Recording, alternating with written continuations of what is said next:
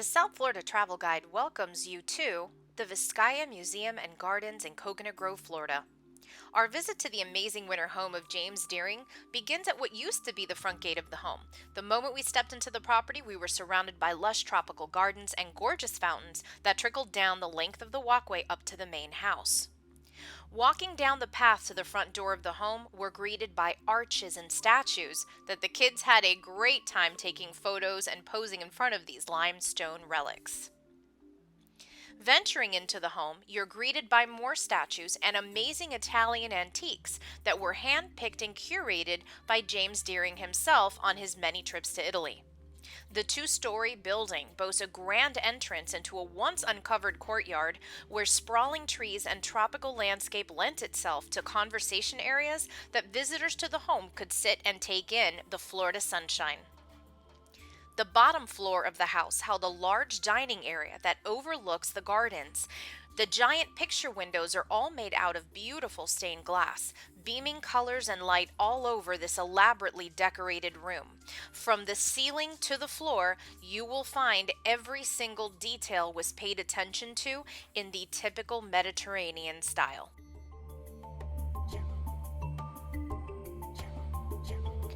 In the half-moon portions of the windows, there are tiny sea creatures that are the main focal point of these artistic windows. Deering's love of the ocean is prominently displayed in almost every area of the house, whether they are hidden treasures to be found or making it the central theme of the decor. The home has two large music rooms located towards the rear of the house on opposite ends.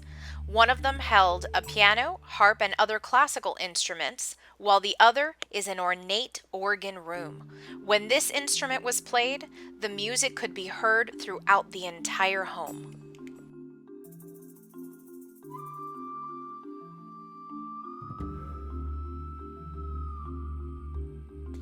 The architect of the home designed it in a traditional Mediterranean style that takes full advantage of the home's location on Biscayne Bay by strategically putting windows on the east and west side of the home that could be opened to catch the ocean breezes to cool the entire house.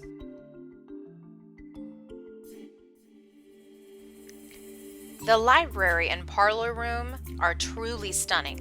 Adorned with gilded chandeliers and plenty of seating options, this room is open to the courtyard. With the wonderful coastal breezes coming through the corridor, Deering and his guests would be able to enjoy the musical entertainment as well as good conversation and quiet reflection.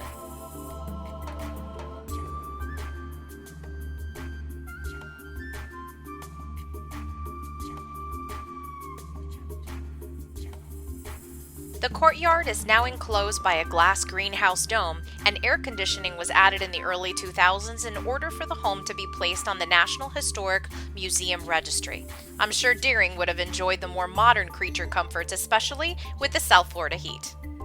The second floor had Deering's personal bedroom as well as several guest rooms that were all decorated in different themes, including Greek, Roman, Egyptian, and the Orient, hosting antiques and artifacts all acquired by Deering during his travels abroad. Each room had its own bathroom with all of the most updated comforts. Among all of the expounded art and artifacts is the simplest room of the home, the kitchen. This 250 square foot room has all of the most modern amenities of its time, including dual sinks on opposite ends of the room, large prepping areas, and a quadruple wide stove and oven combination. With the many parties and hosted events that Deering had in the home, the kitchen was the most frequently used room. In the display cupboards, you will see chocolate molds and baking dishes, all period pieces that were used to make beautiful confections and buffet-style meals for Deering and all of his guests. This was truly a house built for entertaining.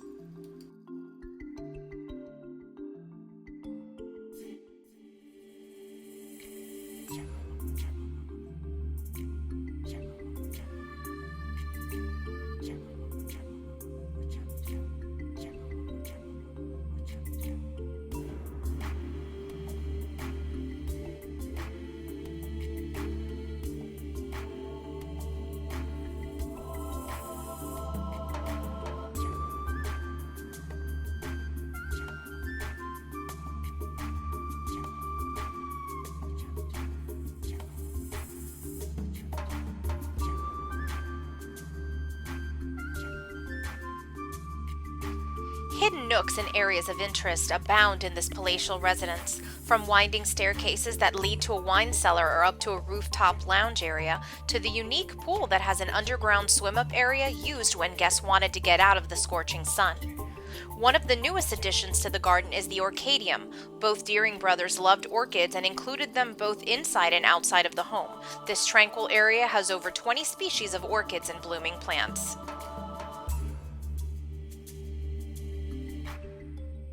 Deering's vision was for the home to be approached and be seen from the sea, making the east side of the home the most monumental and breathtaking entryway anyone had ever seen.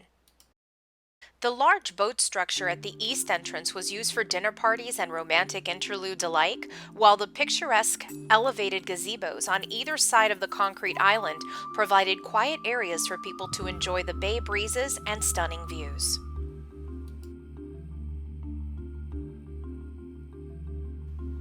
To the south side of the main house are the epic Italian gardens. Deering contracted a famous Colombian landscape artist to design the most memorable outdoor space that anyone could have imagined during that time.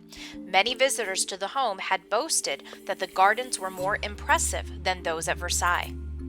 The amazing manicured lawn has winding gravel paths amidst garden mazes that meander towards additional limestone structures, some that held courtyards and rotunda conversation areas, and others filled with rare botanicals.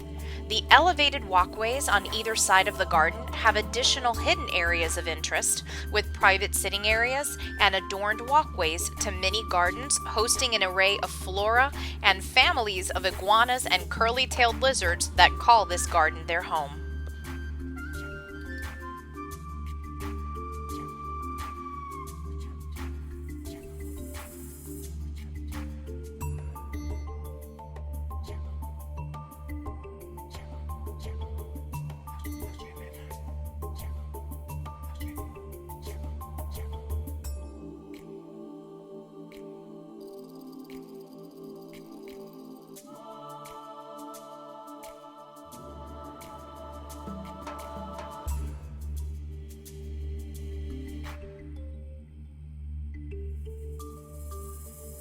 The attention to detail in the gardens is incredible, from the traditional citrus fruit grown in Italy to the waterscapes that become the central gathering points among the beautiful greenery. Every area of the grounds can be explored to uncover more treasures, like the cascading waterfalls, lily pad ponds, and busts of Roman gods displayed in the mottled rays of sun beaming through the trees. Continuing along the furthest reaches of the garden is a hidden waterway. We stumbled on it by mistake as we saw the same gondola poles in the water behind the garden ballroom structure. We were told that Deering hosted gondola rides for his guests during his famous parties. The guests would be picked up at the east entrance of the home and taken in for rides through the mangroves towards the southern end of the property, where we found this hidden landing area. We had an amazing day out being tourists in our hometown. The kids really enjoyed their photo scavenger hunt and learned a little more about the history that makes Miami such an incredible place to visit and to live. Thanks for watching our South Florida travel guide video on Vizcaya Museum and Gardens. Check out our other videos of great things that you can do in South Florida when you plan your visit. Follow us on Facebook at facebook.com/SoFlo Travel Guide and on Instagram at SoFlo Travel. Remember to like this video and subscribe to get notifications on upcoming videos.